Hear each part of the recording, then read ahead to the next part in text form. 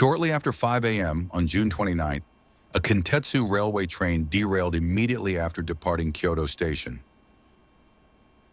Officials said none of the approximately 30 passengers and crew on the four-car local train were injured.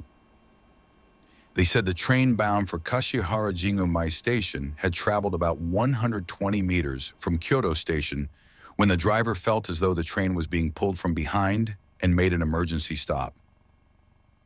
Crew members later helped the passengers off the train and guided them on foot back to Kyoto Station. 私は今、京都駅の西側にいます。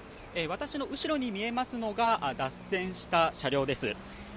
今見える先頭の車両1両目としまして1、2、3両目のところなんですが、ご覧いただけますでしょうか。その3両目がずれて傾いている様子が確認できるかと思います。A male university student who was riding in the first car said the train departed Kyoto Station without any problems, but he soon heard a grinding sound, as if something had collided.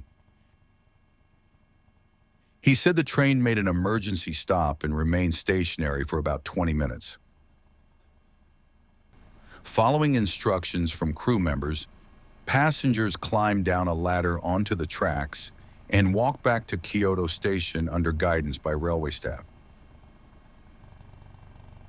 He said he only learned during the evacuation that the train had derailed, adding that he was surprised but passengers remained calm. The accident has suspended train operations between Kyoto and Kamitabaguchi stations.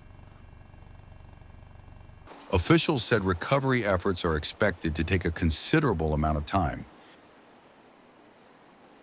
The Japan Transport Safety Board has dispatched railway accident investigators to the scene to determine the cause by examining the train and interviewing the driver.